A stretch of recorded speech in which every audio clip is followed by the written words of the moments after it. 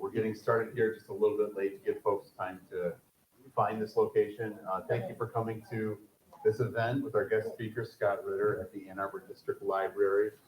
I'm just going to go over a couple of ground rules, but first let me introduce myself. My name is Michael. I'm with the group that's sponsoring Scott's tours. Our group name is the Ann Arbor Coalition Against War. You can find us at the Ann Arbor Coalition Against War.org. You can look for future events there. This event is also being live streamed. Its recording will also be available on that website.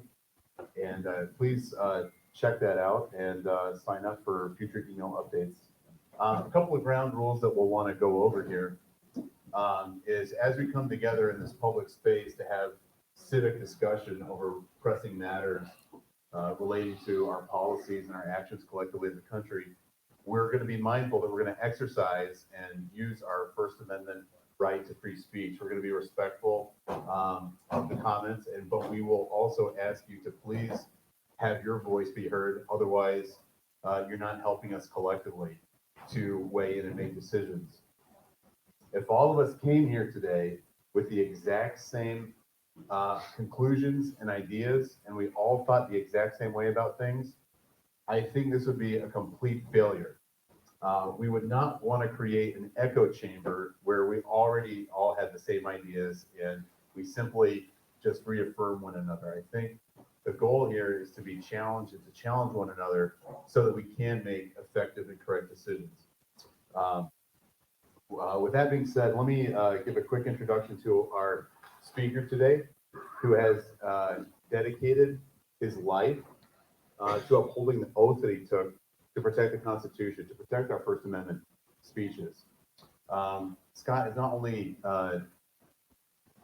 taken an oath to protect our First Amendment rights, he has actively exercised, putting his reputation, life on the line in order to bring forward both defense from external threats to American freedoms, but also in activating us and promoting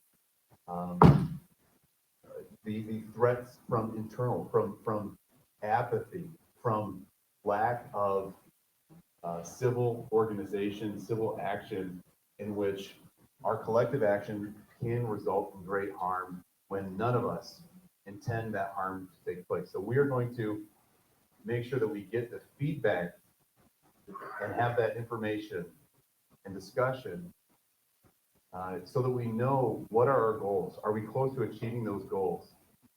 Scott has worked tirelessly to make that his commitment to bringing to the American people. Scott Ritter is a U.S. Marine.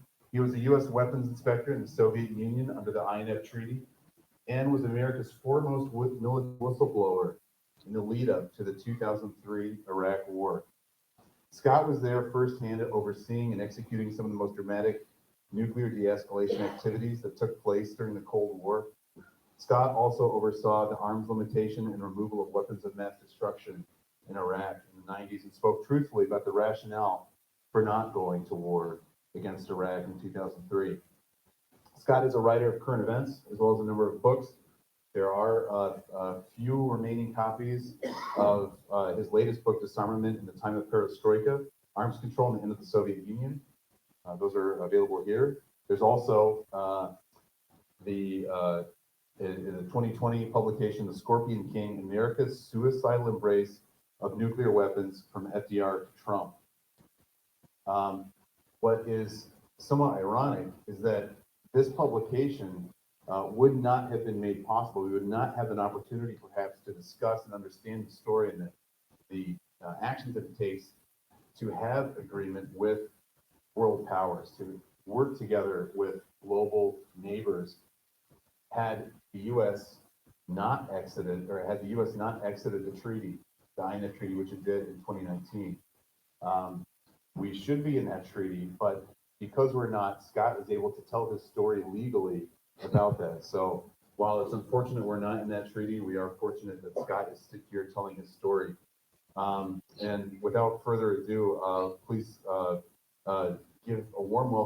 Scott Ritter as he tells us the story.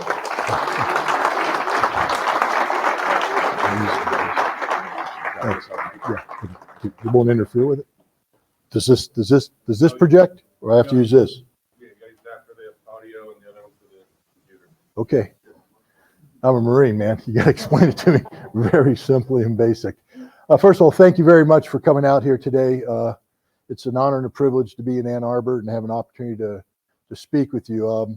Right off the bat, I'm going to just give you a warning. I ate a lot of sugar things today, and I got a sugar buzz going. So there's a little bit of a high energy here. So just if you see me twitching, you'll understand why.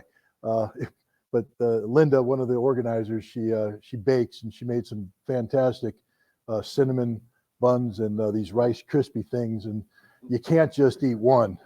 You can't just eat two. Fact is, you can't stop eating them once you start eating them. So that's where I'm at. Just right off the bat, let me start with the two books in the back. And this isn't just shamelessly plugging the two books. I am. But this is also about giving a little bit of background of me and why I'm here today and what we're going to talk about. The two books relate to each other. The first book, Scorpion King, is about the history of America's, I call it the suicidal embrace of nuclear weapons, from their inception under FDR during the Second World War. Even though Truman was the one who used them, FDR conceived them, up and through the Trump administration. And to be frank, with the recent publication of the National Security Strategy just in October by the Biden administration, which included this nuclear posture review, there's no difference between the Trump administration nuclear posture and the Biden administration nuclear posture. If anybody thought that electing Joe Biden would change the way America views nuclear weapons and how we use nuclear weapons, it's not. So don't be worried that the book doesn't say through Biden. It says through Trump, but it continues. But the book talks about nuclear weapons, the arms race. It talks about why we got nuclear weapons, how we sought to envision, their use. Just to show you how crazy this is. When JFK, John F. Kennedy, became president, he was brought into the Pentagon to be read in on something called the Single Integrated Operation Plan, the PSYOP. Now, a couple years ago, I would have been shot if I said that out public because it was top secret. We don't talk about nuclear war plans. Now it's out there because we no longer call it PSYOP. I can't tell you what we call it because they'd shoot me. But we used to call it the PSYOP, and it's how we fight nuclear wars. And so Kennedy went down there, and the Pentagon proudly laid out the plan and said, this is it. If there's a nuclear conflict, this is the war plan. And Kennedy went, so basically we destroy the world. They said, yeah. He said, but that doesn't give me any options. I either don't use nuclear weapons and deal with the consequences, or I use nuclear weapons and we all die. They said, that's right, boss. That's the PSYOP for you. He said, that's insane. And he walked out and he turned to the aide next to him and he said, we call ourselves the human race. This can't be. We have to do it differently. He gave orders. I need options. And so they gave him options. When they briefed him on it the next time, he had 3 options. And he looked at it and he went, but if I use option A, we automatically transition to option B because option A isn't going to accomplish anything. That's right, boss. But you wanted options. But if I go to option B, I have to go to option C, which is general nuclear war. That's right, boss. But that's the one I told you I didn't want to do. That's nuclear war planning, boss. We go to nuclear war, we're going to use all our weapons. That's just the way it is. Every president that followed JFK had the same experience. Walking down to the Pentagon and getting briefed on America's nuclear war plans and walking out saying, that's insane. That's bat bleep crazy. We're not going to do that. And they kept telling the nuclear establishment to change the way we approach nuclear conflict. The nuclear establishment cannot change the way we approach nuclear conflict. That's just the reality of it. Nuclear weapons that we are addicted to result in one thing and one thing only, and it's the total annihilation of all mankind on the face of the earth. There's no such thing as limited nuclear war. You cannot contain nuclear conflict. Once a nuclear weapon is used against another nuclear power, they will use their nuclear weapons against us. It will lead to a retaliation until everybody on the planet is dead. Now, in the 1960s, we sort of began to realize that what we're doing is A, expensive, and B, pretty stupid. We're spending all this money to build these weapons that aren't defending us, because if we use them, we die. And the Russians, the Soviets, then were doing the same thing. So they came up with this concept called arms control. You know, how do we control this dragon, this beast that we've unleashed? And initially, what they had to do is just slow the pell-mell race to the abyss, because we were like a bunch of lemmings just going straight to the cliff. Nothing's going to stop us. We're heading that direction. One of the first things that they contemplated was, what was happening, you see, is we'd build this missile. Then the Russians would build a missile to shoot it down. So we'd say, let's build a missile with more warheads. The Russians would build a lot more missiles to shoot it down. We'd say, let's build missiles with warheads and decoys. And they build missiles to shoot down. Meanwhile, they're building a missile, and we say, well, we built one to shoot you down. They say, oh, yeah, really? Here's our missile with more warheads. Well, we got more missiles over here to shoot them down. And it was this arms race going on. And both sides were just basically running out of money. And so they came up with this unique concept called, let's just be honest about what we're doing here, guys. Mutually assured destruction. You see, we're just going to agree that if you use nukes, we all die, let's not use nukes. But we're still going to build them. But we're going to constrain the kinds we build, because we're no longer to build anti-ballistic missile systems. We're not going to build the missiles that shoot them down. We're not going to play that game. We're not going to pretend that there's a defense. We have nuclear weapons. You have nuclear weapons. But we both acknowledge that if we use them, we all die. So we're not going to build these anti-ballistic missile sites to defend against them. And that slowed the arms race down. And then we came up with the concept of strategic arms limitation, not reduction, a limitation, to slow the rate of increase so that it's not out of control. And so the SALT talks, that's right. And so we started the SALT talks in the early 70s, and they went through the entire decade of SALT 1, then SALT 2 in the late 70s. And the idea, again, was how to limit the growth of nuclear weapons.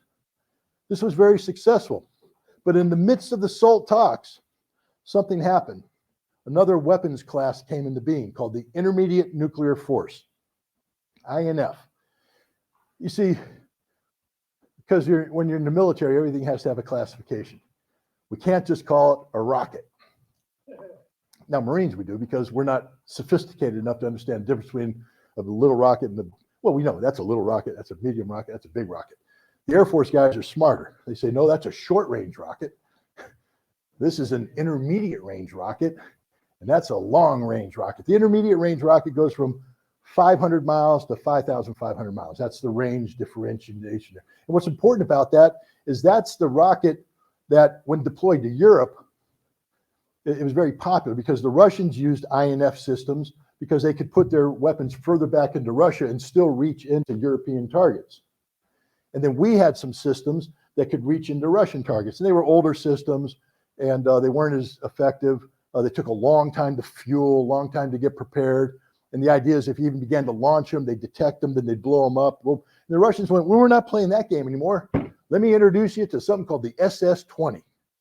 SS-20 is a road mobile missile, solid fuel, so it fires that quick. There's no fueling up, with 3 nuclear warheads on it. And they deployed it in the 1970s, and Europe and the United States went, whoa, wait a minute. We ain't got nothing to respond to this. And the Russians went, that's not our problem. Welcome to my little friend, the SS-20. And the United States and Europe said, well, we got to respond to this. The Europeans are going, well, how do you want to respond to this? We want to put our own intermediate nuclear forces into Europe. The Europeans meant, so you're going to turn Europe into one big nuclear target. The United States said, yes, that's what we want to do. And the Europeans had this huge, anybody alive in the late 1970s, early 1980s will remember the anti-nuclear movement. It was massive. It brought down the German government. That's how big it was. The anti-nuclear protests were huge. But in the end, NATO and the United States won out, and we deployed 2 classes of nuclear weapons into Europe. The Pershing II missile and the ground launch cruise missile. The Pershing II is interesting because it's a solid rocket system, once fired from West Germany, could reach Moscow in 5 to 7 minutes. Why is that important? Well, see, before that, if we fired, say, a Minuteman missile from the United States to get to the Soviet territory, it would take about 35, 40 minutes. That's enough time that if there was a mistake, a flock of birds set off a radar that simulated an ICBM assault, anything, a mistake, and the Russians are sitting in their command post going, holy beep, the Americans just launched on us. They got 30 to 40 minutes for someone to get on the phone, the hotline, to Washington saying, why did you launch on us? And America had a chance to say, we didn't launch on you. We just got a radar hit. Got a radar hit. No, it's a mistake. Flock of birds, stand down. Everybody stands down and the world doesn't end. That's a good thing. But with the Pershing II, 5 to 7 minutes, you don't even have time to make the phone call. We got a Pershing II launch. Fire. Oh, wait, that was a mistake. Well, that's too bad because we just fired our nukes. War ends. That's what the reality was in the 1980s.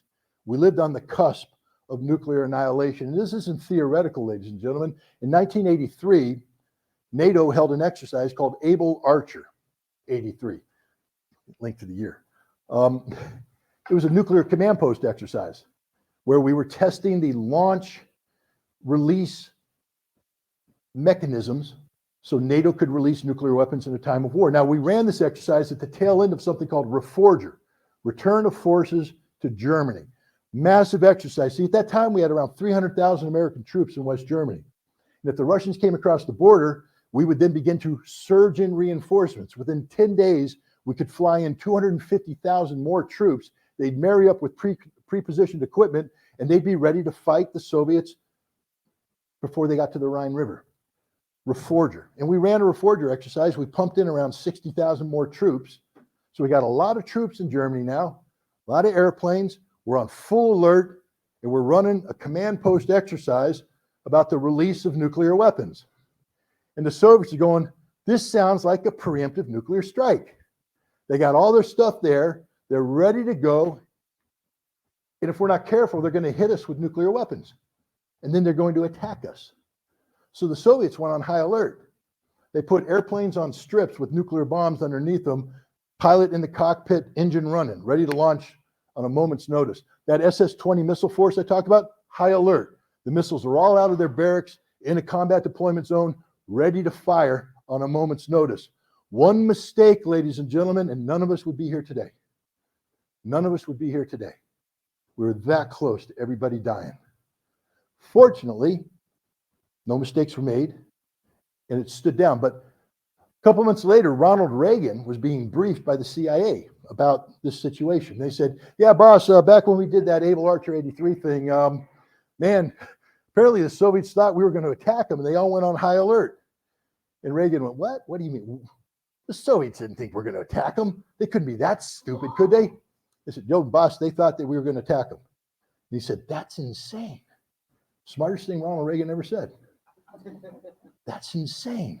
But he didn't just say, he then acted on it. He said, we have to get rid of these weapons.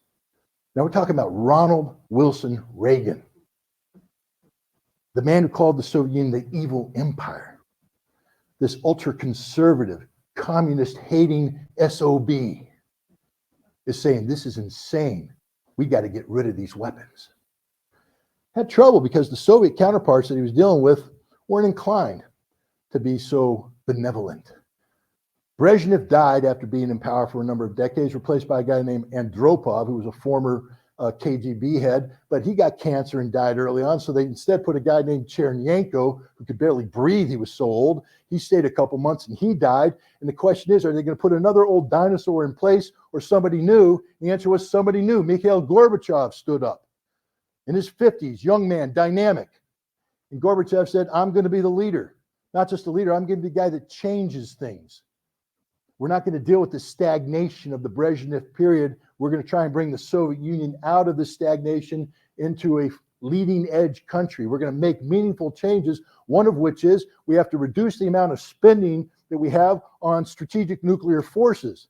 We need to embrace arms control to bring control over our defense spending. And here we got Ronald Reagan saying what? He wants to get rid of INF weapons? Let's talk to them about this. And they began a discussion, a dialogue. In the 1980s, things weren't that good. I look around here in the room, and I'm guessing a lot of you, like me, were alive as adults in the 1980s. So if I told you at that time that relations between the United States and Soviet Union were pretty bad, you'd know what I'm talking about. Hundreds of thousands of troops facing off along a border, a hostile border in Germany, ready to go to war on a moment's notice. The United States funding through proxy, a war in Afghanistan, the sole purpose of which was to kill Soviet soldiers. The Soviets shooting Americans operating in East Germany who were trying to spy on a tank facility. Major Arthur Nicholson, may his name never be forgotten, shot in 1985 out of Ludwigshafen, trying to do his job on monitoring Soviet tank units, killed by a Soviet sentry.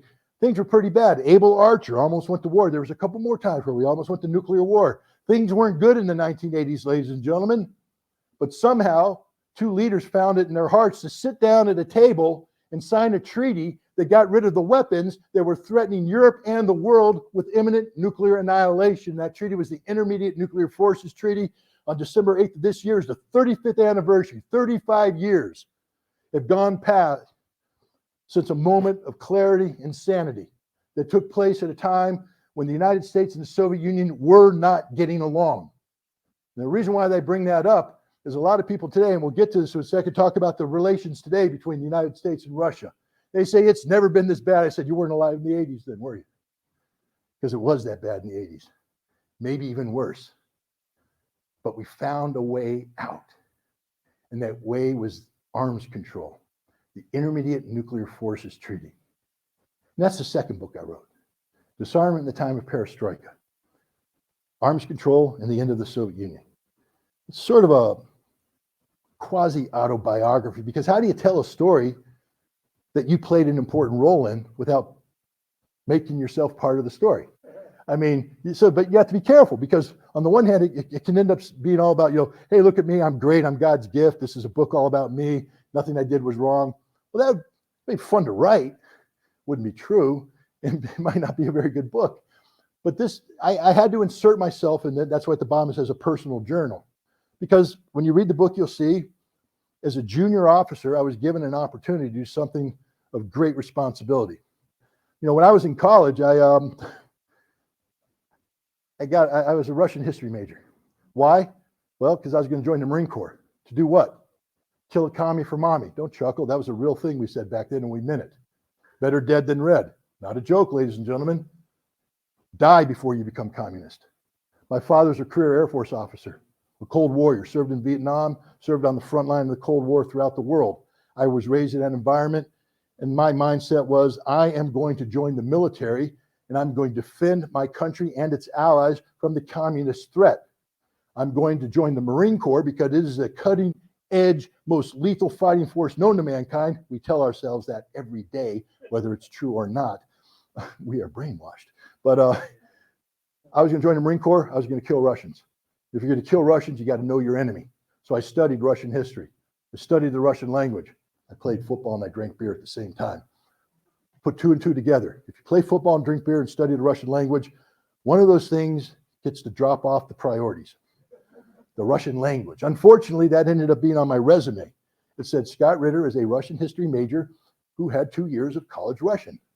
So when they signed this treaty, I was off in 29 Palms learning how to kill Russians. Very well, by the way. We were very good at what we did. Theoretically, we never had the opportunity to do it. But I was waiting for the opportunity. Never came. Why? Reagan and Gorbachev signed that damn treaty. And suddenly the Marine Corps, instead of sending me off in a unit to close with and destroy the Russian enemy through firepower and maneuver, repel their attack through close combat and assault, nope. I'm being told, pack your bags, son. You're going to the Soviet Union as a weapons inspector. I said, what? I get to kill people? Nope. You get to inspect weapons. I wasn't trained to do that. I had no experience in that. I had no qualifications whatsoever, except my resume said, Russian history major, speaks Russian. You see, the Marine Corps is tasked with probably 4 people. Colonels, lieutenant colonels, majors. I was a newly promoted first lieutenant. Anybody been in the military understands what that means. When you take a first lieutenant and you put him in a room full of majors, lieutenant colonels, and colonels, the first thing they're all saying is, hey, Lieutenant, where's the coffee? Because that's all you're qualified to do, get the coffee. And that's literally what happened. The day I showed up at the headquarters, I was in this room with 80 people, majors, lieutenant colonels, colonels. The general came in, and a major, an Air Force major, came out and said, hey, where's the coffee? I said, I have no idea, and I ain't getting it for you either, because you're wearing blue, I'm wearing green. Get out of my face. But I did do that. That's why I didn't make high rank. Not very politically astute. But the point is, when they were looking for, they got the colonel, one of the best men I've ever met in my life. I dedicated the book to him, Colonel George Connell, Silver Star winner in Vietnam, got highly decorated for his work in Moscow in the defense attaché, doing espionage against the Soviet target, man of great integrity. And he's the kind of guy that they brought in who made peace with the Russians. A man who prepared for war, waged war, and made peace with the Russians. And that book's dedicated to him. But so Connell, they got another colonel, Lieutenant Colonel Pulumyot Kelly, we called him. Larry Kelly, again, Vietnam War veteran, pilot who not only was an outstanding pilot, he became an instructor pilot, but then he volunteered to be on the ground as a foreign air controller with infantry companies in combat, calling into airstrikes. And he saw a lot of men die. He saved a lot of men because of his heroism. He was in East Germany when Major Arthur Nicholson was shot. He was one of the first guys to the scene, took control of the body. While they were negotiating the release of the body, he stayed with it overnight. The Soviets were trying to do an autopsy. He wouldn't allow the autopsy. He stood between the body and the guards and said, you have to go through me to get to that body. And he stared him down. And then when they brought the body back to Berlin, anybody see that movie with Tom Hanks, Bridge of Spies? Well, that bridge is real. And when they brought the body back, he stopped the ambulance and put the American flag on the casket. Made him come home as a hero. Larry Kelly, hell of a guy, good man. Then they ran out of Marines. They were like, we need a major. We ain't got any majors. We need a captain. None. We got a lieutenant, Ritter. He speaks Russian, apparently. So they brought me in. I show up, and they say, well, what are you here to do? I say, I don't know. Well, you want to be an inspector? I guess so. Okay, we're going to put you on our team. All right. Okay, go home, get cleaned up, come back tomorrow, we'll start. As I'm walking out the building, Larry Kelly shows up and locks me up. That's what lieutenant colonels do to lieutenants. Lieutenant, sir. And he starts hitting me with Russian. They called him Pulumyot for a reason, because his Russian was fast and it was precise, and I didn't understand a single word of it. And he's, and I said, I'm sorry, sir, could you repeat yourself slowly, please? Because I didn't understand you. He said, you don't speak Russian worth a damn. I said, never claimed to. He said, you're fired. Fired me on the spot. You're fired. You're an embarrassment to the Marine Corps. These are direct quotes. An embarrassment to the Marine Corps, an embarrassment to the uniform. Get out of here. We're going to send you back to the fleet. You're not doing this job. I don't know why they sent you here. And I said, I don't know either. All I want to do is kill him. And now you want me to talk to him. And I can't because I don't speak the language. Never claimed to. Well, the way things work is, it takes time for you to get fired, apparently. And the Marine Corps leadership abhors a vacuum. Anybody who's been in the Marine Corps knows that. Marines will sit around, and if there's something to be done and no one's doing it, the Marines are going to go do it, because we just don't sit around and wait for it. And I ended up filling vacuums while I was being waited to transfer out. One of the vacuums I filled was to become the head of counterintelligence. The head of counterintelligence. That's a job that's supposed to be run by a senior FBI agent. And he came in, he checked in, he said, okay, I'm here, but I have to go back and get out of the FBI. It's going to take me about 2 months to get out of the FBI. So vacant spot. That's okay, because they got an Air Force colonel, full-bird colonel, who's supposed to be the deputy. And he showed up. He was ready to do it, but he had to go back to Germany to get his family ready to move back in here and all that. Empty seat. They said, well, who do we got? Well, we just fired Ritter. Ritter, come here. Son, you're the head of counterintelligence for the on-site inspection agency to implement the Intermediate Nuclear Forces Treaty. I said, what do? Don't worry about it, boy. Sit behind the desk. When the phone rings, answer it. Take a message for the big boys when they come back. That's all we want you to do. Answer the phone, take a message. Big boys return. We get to fire you. You go away. Yes, sir, I can do that. Sit down, phone rings. Yeah, this is the head of the National Security Agency. We have a meeting tomorrow to discuss counterinsurgency implementation for when the Soviets arrive at this base. What message do you want?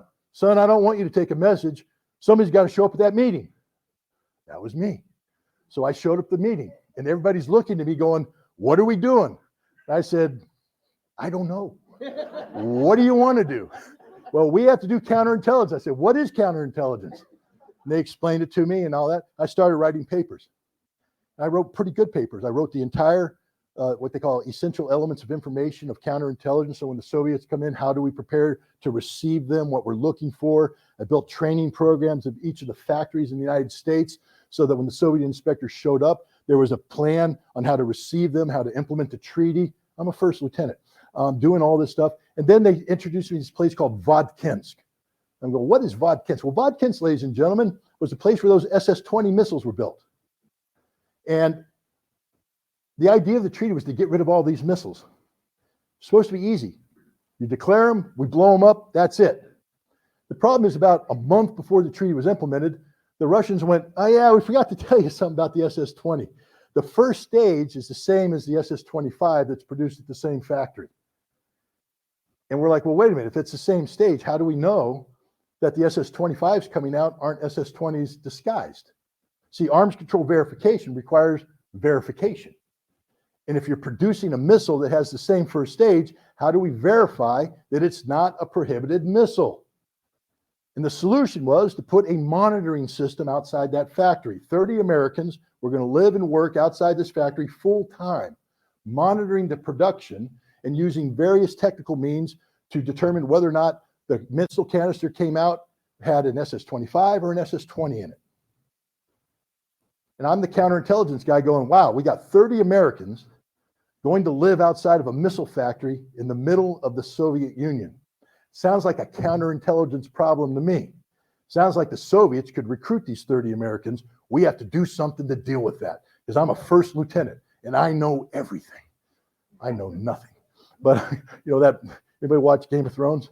You know nothing, Jon Snow. Well, I'm literally Jon Snow, but they gave me a job to do and I'm going to do it. I ended up going up to the Deputy Secretary of Defense, briefing him on the problem. The thing is, when you walk in and you say, I run counterintelligence for the on-site inspection agency, they're not looking at a rank. They're saying, okay, that's your job description. You have a job to do it. You want to do this? Let's do it. So I built a polygraph program so that every inspector that would go over to the Soviet Union, after they had contact with the Soviet target, would come back with a mandatory counterintelligence scope polygraph to make sure the Soviets hadn't recruited them. This is something that we do all the time when there's people with security clearances having close and continuous contact with the Soviets. So I built a program. I just thought that's what I was supposed to do. Then the FBI guy comes back. He says, hey, Ritter, what's going on? And I show him what he goes, holy cow, you basically built the program. I said, yes, sir. There's no one here to do it. I built it. He said, wow, this is a good job. Hey, what's this thing over here? I said, oh yeah, this is the pride of my joy. This is my counterintelligence.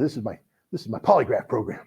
I'm so proud of this baby, got it approved and everything. He said, what the hell have you done here? He says, does the general know about this? I said, no, I'm the head of counterintelligence. He said, he's the head of the agency. He's your boss. You haven't told the general that you've signed us up for a polygraph program? Was I supposed to? Said, yeah, dip, beep. So I get called in, and it's not just me and the FBI guy and the general. It's this colonel named Doug England. He's the counterpart to George Connell, the other guy I dedicated this book to. See, Doug and George were the two colonels that were selected to go and create this Vodkinsk portal monitoring facility. That was their baby. Nothing happens about that without their knowledge and permission. They're in charge. And I just built a polygraph program that's going to polygraph every single American that goes over there, and they knew nothing about it. So I'm in there in front of the general, and they're going to fire me. But this time I really earned it. They're going to fire me. They might even court-martial me. The only problem is, you see, in my genius as a first lieutenant, in building this program, I said, we need people to implement the program. So I argued, the whole time the general's saying, I need more inspectors, I need more inspectors, I need more inspectors. And the Department of Defense saying, you can't have any more inspectors. We've given you everybody you got. Well, I went up there and I said, this counterintelligence program, I need 3 guys to implement it. They went, sure, Scott, we'll give you 3 bodies. So I had 3 bodies attached to the polygraph program. And now they're sitting there going, holy cow. Hey, Connell, England, the 2 colonels, you've been begging for more bodies. Ritter just got you 3 bodies. 3 bodies. We can't fire them. You know, so they canceled the polygraph program, but they kept it alive long enough to get the 3 bodies. But what happened there is Colonel England, he said, what do you do, Ritter? I said, well, I'm the head of counterintelligence. He said, well, I don't like the fact that you're running around doing stuff that I'm not aware of. So you're body number 1. Of the 3 bodies, you're it. Your new job, counterintelligence, Vodkinsk. Not only that, son, you're going to Russia. Advanced party. I was the first inspector on the ground in the Soviet Union. Little side story, just to have some humor here. Larry Kelly found out. Remember the guy that fired me because I can't speak Russian worth a damn? I'm a disgrace in the Marine Corps in the service, and I should be drummed out, tarred and feathered, and burned. He found out and he went, oh my God, they're sending you to the Soviet Union. It's okay. Don't worry. Don't panic.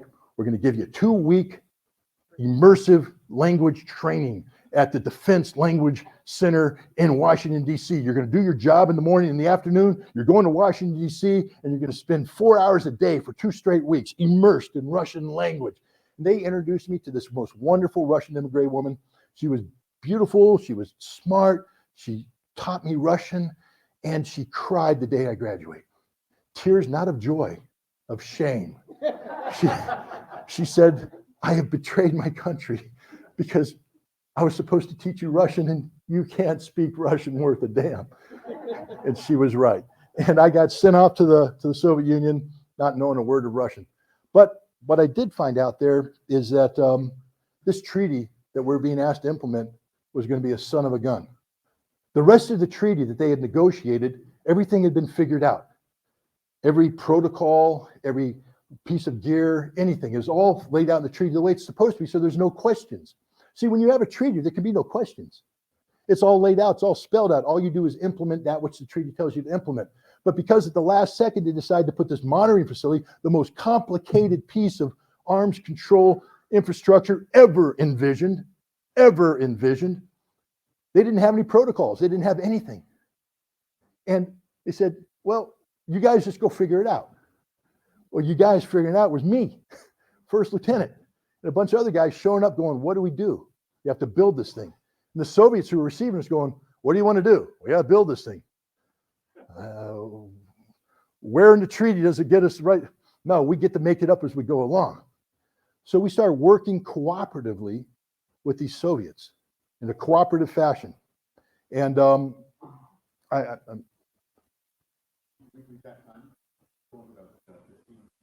okay. Wow, we haven't got to Ukraine yet. I'm sitting here telling war stories. What the hell? We're going to stick with arms control and we can deal with Ukraine in the question and answer. What do you think about that? That fair? All right. So we're trying to build it because this is important, ladies and gentlemen. What I'm saying, it's not just a story. This is important. We're building this facility that nobody ever considered should be built. There was no plan to build it. The conditions that we're building under are outrageous. You've heard of General Mud. They talk about it right now in Ukraine. The tanks get disappeared in mud. It's called the Rasputitsa. See, I learned a couple words. And it's the muddy season. And when they mean muddy season, they mean muddy season. We're talking about the dusty roads becoming knee-deep in mud. The mud is everywhere. You're tasting the mud because it's in your mouth. It shuts everything down. But fortunately, in that part of Russia, close to Siberia, the Rasputitsa only lasts a couple weeks because then it gets cold. And when I say cold, I know you guys are like, Michigan, Scott, we know cold. You don't know cold. Cold is minus 50, minus 70 without a wind chill factor. Cold is when you bring a forklift off an airplane, it gets to go 10 meters before it freezes solid. So in order for us to move equipment from an airplane to a truck, we had to build warming tents and literally bring the forklift from one warming tent to the next warming tent to the next warming tent, put it on the truck, bring it back. And the guys that were doing this were from the U.S. Air Force Elite Arctic Weather Transportation Squadron. Son, we fly in Norway. We fly in the Arctic Circle. I said, you ain't flying in Russia. It's a different beast in Russia, and they agreed afterwards. They issued this thing called the Mickey Mouse boot. Anybody in the military knows it, the vapor barrier boot. Vapor barrier boot can keep your feet warm in up to degrees, up to minus 20. When it's minus 50, your feet freeze. So they issue They don't have any boots to deal with that. Well, the Russians do. They have something called the Valinki. It's a felt boot, simple felt. There's no high tech. It's felt this thick. You put it on, you take newspapers and you wrap it around and your feet are toasty warm. So we started wearing Valinki because that's the only way we could operate in the wintertime. The military issues these flimsy little hats. They don't work. Your ears freeze. So we go buy the nice Russian shapkas, fur hats, man, where our heads are toasty, our feet are toasty. Our coats don't work, so we go buy the Russian coats. Well, in December, we're going to take a team photograph outside the factory with the American flag. And we all get there and we hold the American flag up. And we're like, yeah, America. Take the picture, send it to the general. He goes, why the hell are the Soviets posing with an American flag? We said, well, no, we're Americans, but you don't give us equipment that works. So they had to learn how to give us new equipment. We were banned from wearing the Valinki and the hats and all that stuff. We had to wear special American equipment. It never kept us warm, by the way. But what it did do is we created this bond with the Soviets. One of the best moments of my inspection experience took place on Christmas or on New Year's Eve on December 31st, 1989 or 88. I'm sorry. There's a guy I was working with, Yegor Yefremov, and he was a guy who used to build missiles that were aimed at America. And now his job is to work with us to get rid of the missiles that he built that were aimed at America. It's a tough thing because they're going through this very difficult program, perestroika, the demilitarization of their industry, et cetera. They're running out of money. Things are tight. But on New Year's Eve, he invited me and a couple other Americans to his home. And it was one of the most eye-opening experiences. Because remember, when I said I was training to kill Russians, I meant it. That's not a joke, ladies and gentlemen. War isn't a joke. And what we were training to do isn't a joke. But if you're training to kill people, you're either a sociopath or you're somebody who had to condition yourself to be a sociopath. And what that means is you have to dehumanize your enemy. You can't think of them as fellow human beings. You think of them as animate objects that deserve to die. And now I'm being invited to the home of one of these animate objects that deserve to die. And I find out that he's a father. He's a husband. He has friends who like him. He loves his children. His children love him. They tell jokes. They tell funny jokes. They laugh. They cry. They get angry. They get happy. They're human beings. They are just like me. They speak a different language. They have a little bit of a different cultural background. But at the end of the day, they are fellow human beings who are on a journey to trying to make the world safer. And they're working with me and other Americans to get it done, regardless of the political difficulties our two governments might have. The treaty was the unifying experience. Buy the book if you want to know how difficult this was. It was very difficult. It was also very entertaining. Anybody who's been involved in close-knit groups in very tense situations understands that humor becomes a bedrock moment. I'll give you one example. Okay, I'll use an example, but I'll guard my language. We were watching them build the housing that we were going to live in. We lived in the middle of the city for several months until they finished the quarters. The guy who responsible for it is named Chernyenko, great man. And every morning he'd get his military construction guys together and they'd gather around and he'd give them this speech. We're going to build the building today. We're going to do this. We're pouring this much concrete. We're going to do this. We're going to do this. We're going to do this. 1, 2, 3. Raz, 3. Zayabis. And I'm like, that's a cheer. It's a cheer. I got it. They're cheering. So I went up there and I said, what does Zayabis mean? He said, he's a little embarrassed. Work together strongly. I said, all right, I like that. Well, the generals come in and they bring us up to the dacha. And they brought me, I'm junior, but they said, the Soviet general said, hey, we got Colonel Connell, Marine. We have another Marine here, Larry Shively, the chief of staff here. And there's another Marine in the site, Ritter. Say, yeah, but he's a first lieutenant. No, bring Ritter. I want all 3 Marines here. All right, so I'm sitting there at the big table with the big boys. And it comes time for toasts. And everybody's coming up, I want to drink to Soviet-American fraternal friendship. Drink to that. It goes all the way around. They come to me and they go, Ritter, you got a toast? And my colonels are going, no. The general goes, yeah, I want to hear Ritter's toast. Well, general wants, general gets. So I stand up and I say, I I've been touched by the way Americans and Soviets work together and the very principles of unity and comradeship, etc. So I want to give a toast based upon a cheer that I hear every morning. I point to Chernyenko, and he's like, every morning, Colonel Chernyenko gets his troops together, and he says this, and Chernyenko's face is like, he's waving me off, and I'm like, I don't understand. So I said, so, Journal, to you, Zayabis, silence, silence. And the Americans are just like, oh God, what did you just say? I'm like, I don't know, work hard, strong together. I don't know. And finally, the General Medvedev starts laughing. And then once he laughed, all the Russians start laughing. They're just falling down laughing. He stands up and says, I'll drink to that. Zayabis, and all that. And so we're walking out afterwards, and Colonel Connell grabs me. What the hell are you doing? I said, I don't know, sir. I was giving a toast, Chernyenko. Do you know what you just said? I said, yeah, work strong together. And he said, no, this is the first time in my military career that a goddamn first lieutenant stood up and told a general to fuck off. I'm like, whoa. But that became a rallying cry. That toast Zayabis was used throughout our time in Vodkins. Anytime we came up with a very difficult situation and we overcame it, we'd all get together and say Zayabis. It's a horrible word, but it became to mean something much different. It was a comradeship thing, and that's the story I want to tell. And I don't want to just tell it because it's a good story. I want to tell it for this following reason. Today, we're looking at a situation in Ukraine where the United States and Russia are at odds. There's a potential for conflict. Americans don't like Russians, Russians don't like Americans, and there the two shall meet. And people keep asking, how do we bring this to an end? How do we stop this conflict? And right now, nobody has an answer. Nobody has an answer. That book's the answer right there, ladies and gentlemen. It's a template. George Santayana, American philosopher, said, those who fail to learn the lessons of history are condemned to repeat it. But the implication in that is that the lessons of history are always negative lessons, condemned to repeat it. I'll give you a modification of that.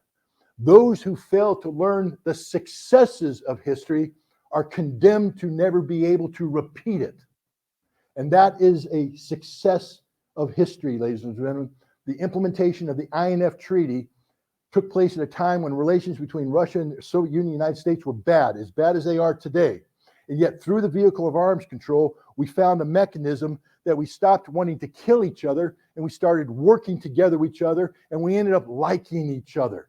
The notion of peaceful coexistence is alive and well and breathing in that book. That book is a template of hope, because the way we're going to get out of this problem today is through arms control. We're going to get out of it by negotiating a new arms control treaty that reduces the threshold of potential for nuclear strike down to as close to zero as possible. People say that's impossible. That's a dream. It can't happen. It did happen.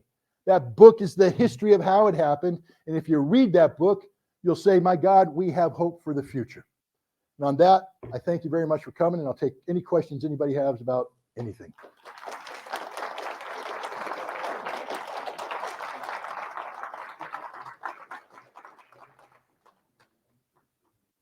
I warned you about the sugar, guys. Thank you. If you'd like to raise your hand, I'll bring the mic over. And just to let everyone know, as the questions start to come out, more and more questions come out. We want to be mindful of time.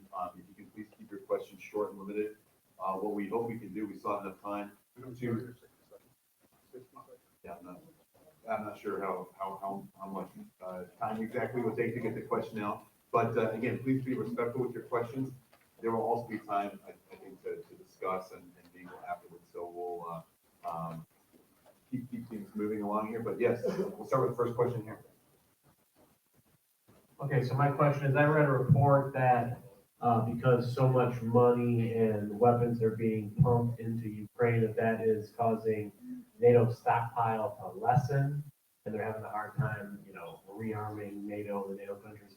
What does that development mean to the arms race? Is that good that they have less weapons, or what do you think the consequences are going to be with regards to that? Well, normally when we speak about arms race, we're talking about nuclear arms race. We don't necessarily talk about the conventional arms race, although there is an aspect to it. We need to understand a couple things. One, when the Cold War ended, the United States stopped thinking in terms of large-scale ground combat in Europe. We went from 300,000 troops to within 10 years having 60,000 troops. We went from having tens of thousands of tanks to somewhere in the mid 2000s having 0 tanks. We also got involved in fighting in Afghanistan and Iraq. And our mindset, our focus there was on low intensity conflict, counterinsurgency warfare, not large scale ground combat in Europe. So we stopped building and training and preparing for war in Europe, and we did so in Afghanistan and Iraq. Now, as difficult as that fighting was, let me tell you a couple things. We don't use that much artillery. We fire a couple rounds, that's it. The reason why I'm bringing up artillery, because this is a major component of the kind of aid that we're providing to Ukrainians today. HIMARS, the high mobility artillery rocket system, the M777, 155 millimeter artillery system. Then NATO is providing M109s, American designed howitzers, various configurations, 155 millimeter howitzers there, and other systems that use the 155 millimeter shell. I keep bringing up that 155 millimeter shell because it's very important. In the Gulf War, Desert Storm, the war I fought in, the United States fired 60,000 artillery rounds for the entire conflict, and that was a lot. The Russians, ladies and gentlemen, in this current conflict are firing 60,000 rounds a day. A day. Ukraine is able at its max to get around 20,000 rounds out a day. The United States, because of the reconfiguration of our military and post-Cold War environment, have a ability, we have production lines that produce around 250,000 155 millimeter shells a year. That's 250,000, give or take, whatever. Now, I'm just a Marine. The math isn't too good, but 250,000 divided by 20 gives you roughly 10 days, 10.5 days of combat. And then it's over. You don't have any ammunition.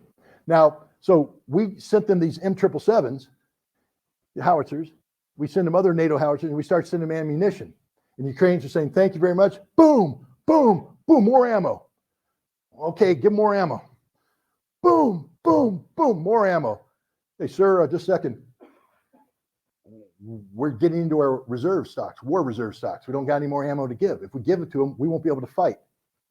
Right now, we've given so much ammunition to Ukrainians, which they've expended, by the way. There ain't nothing left. We don't have any ammunition left to give them. The British, if they went to war today, will run out of ammunition in 2 days.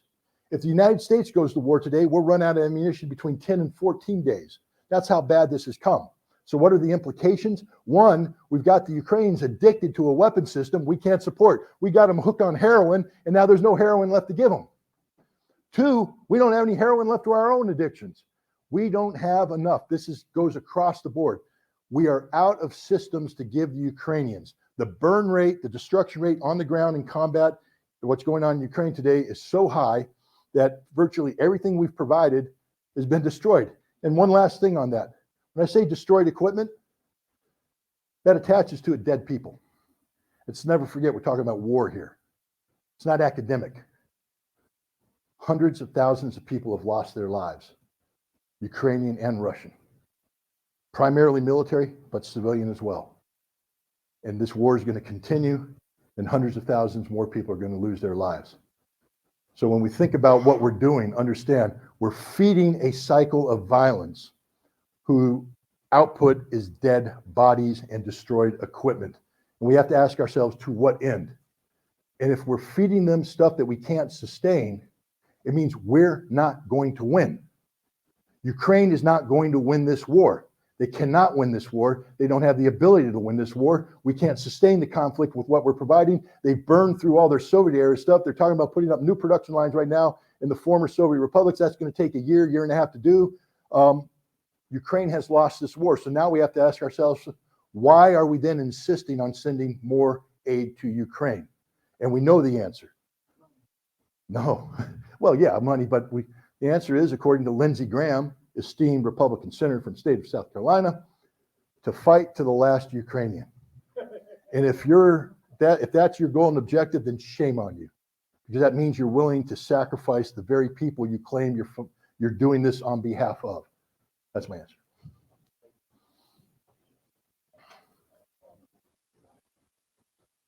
Yeah, thank you very much.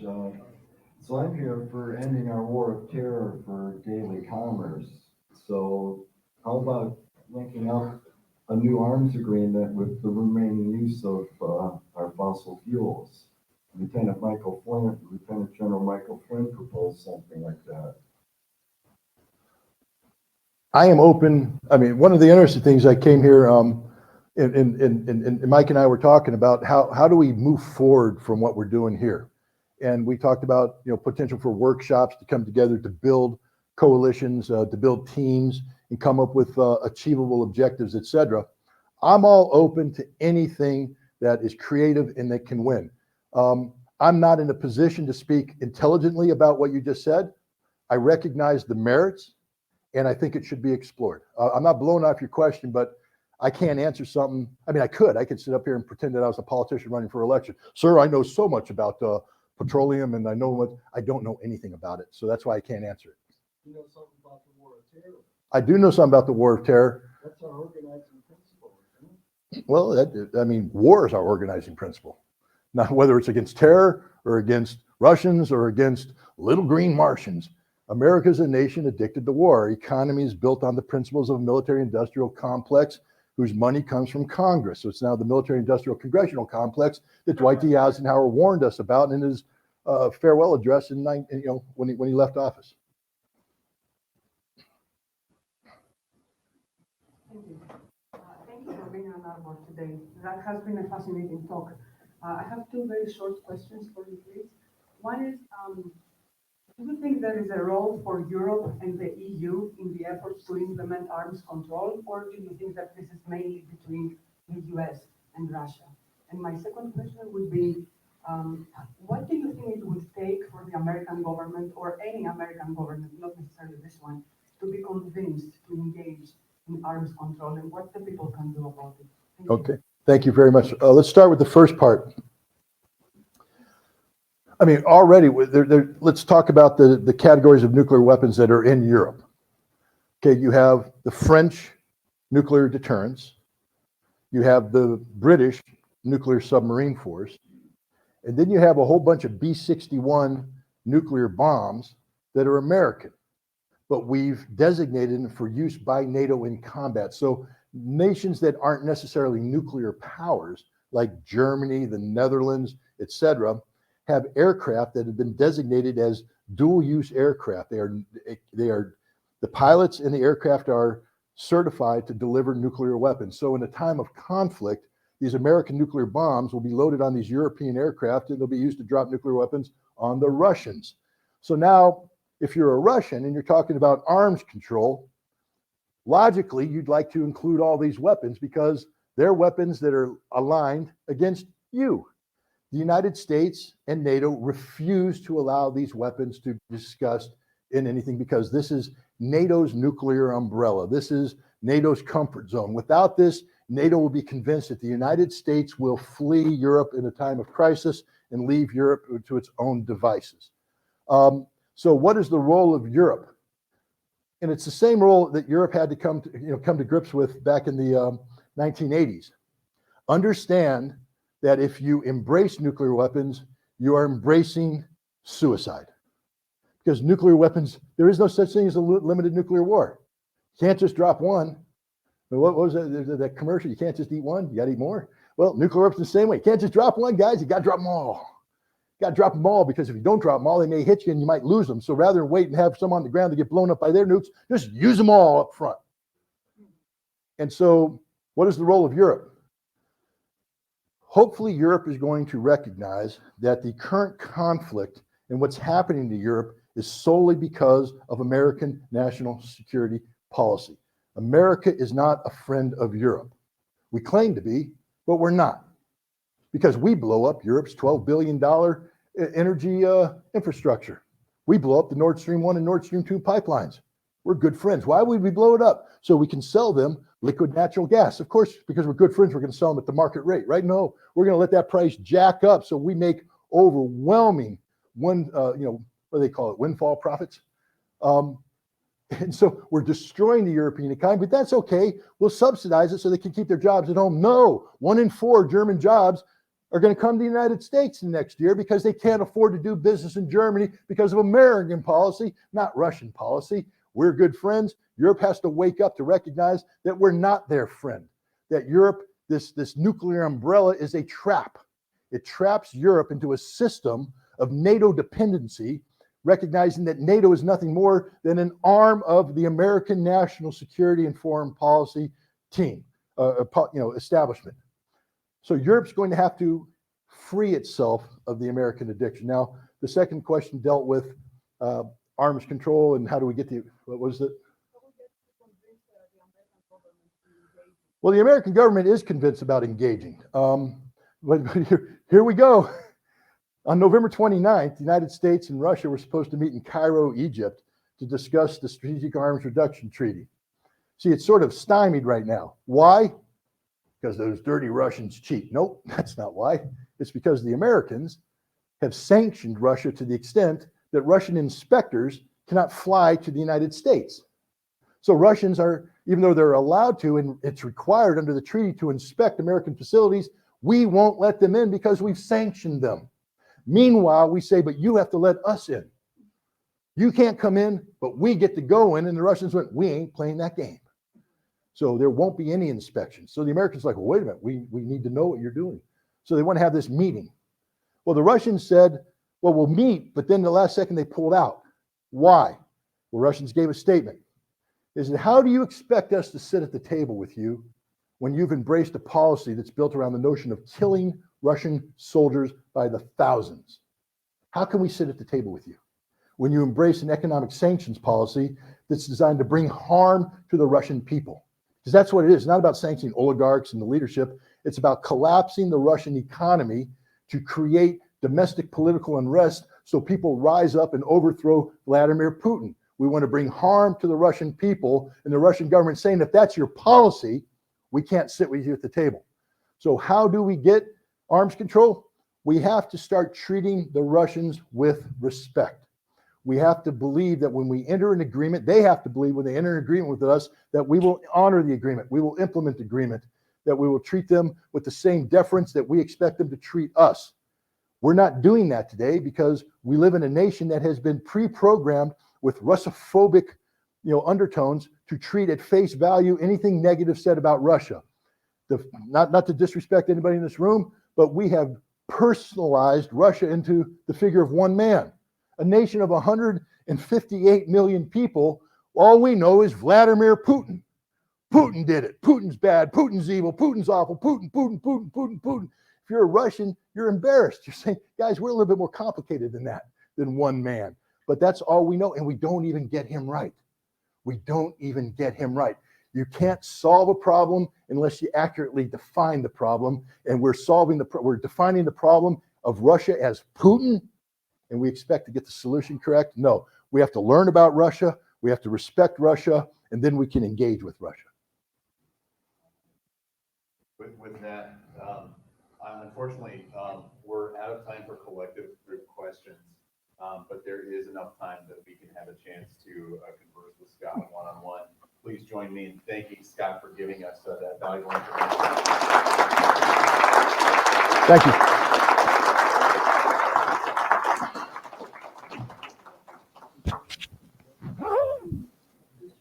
I thought that the B-61 was categorized as a conventional weapon. Okay. Was it what? Conventional weapon. No, it can carry conventional weapons. No, I thought it was categorized as conventional weapon. Well, it hasn't been deployed yet, so it's not incorporated into the treaty.